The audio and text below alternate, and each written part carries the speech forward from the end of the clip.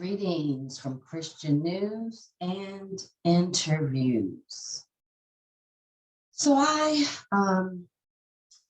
went back and forth in my mind as to whether or not to even talk about the Jussie Smollett case, because it is beyond ridiculous and has been from day one.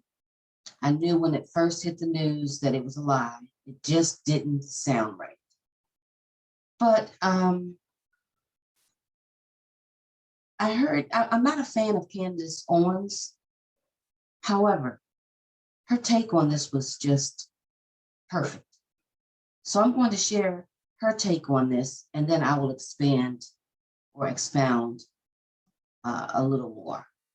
So this is Candace Owens talking about this case. And I rarely agree with her on anything, but I do agree with her on this.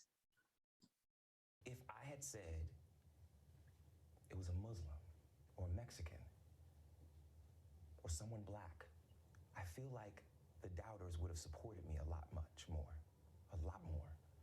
And that says a lot about the place that we are in our country right now.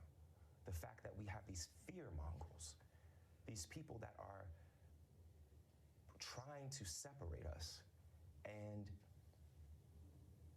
it's just not okay. Fear mongrels.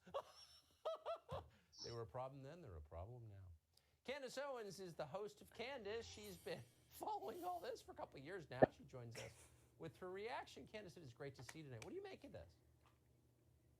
Oh, wow. I mean, honestly, I make that his defense should have actually pled insanity, and I would have bought it. Like, when you listen to the story and you really follow every element of this, like, Jussie Smollett is not a sane person.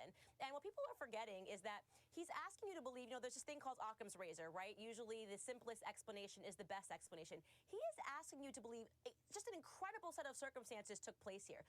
He wants you to believe, how many black people do you think go through 2 hate crimes in 1 week? That somebody sent him a letter to onset, like the Zodiac killer, right? Cutting out every single letter, and it was from, it was signed MAGA, right? Because this was all about Donald Trump. It was signed MAGA.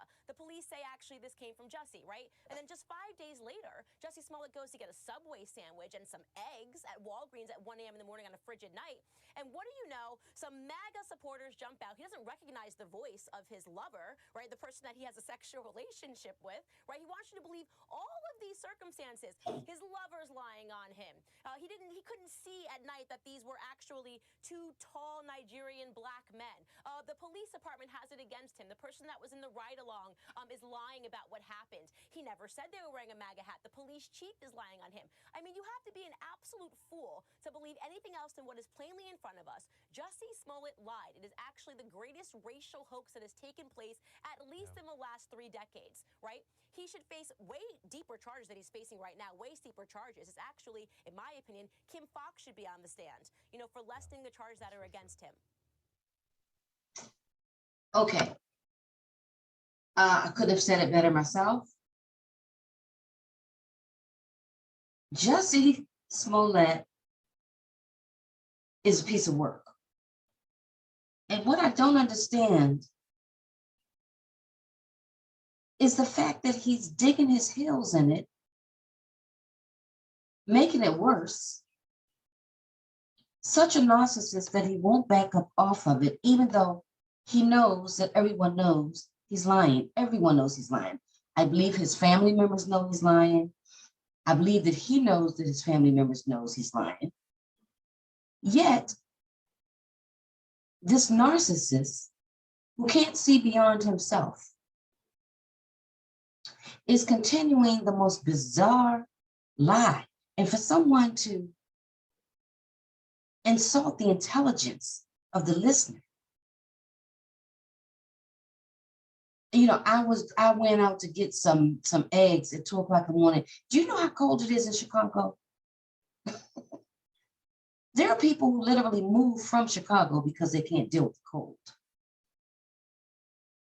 This fool was walking up down the street in the middle of Chicago winter.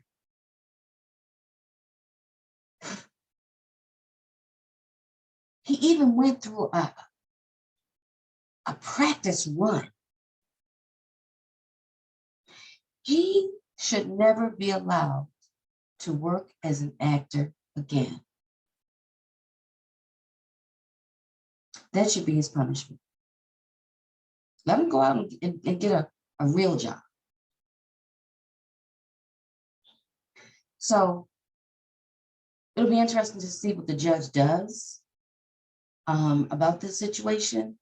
It'll be interesting to see whether or not the judge gives him a slap on the wrist or a true sentence. I think if I were the judge, I would give him about 2 years with the understanding that he would probably only do 1 year. And then afterwards, I would demand that he go into counseling. What do you think? If you were the judge, what would be your sentence? I'm curious.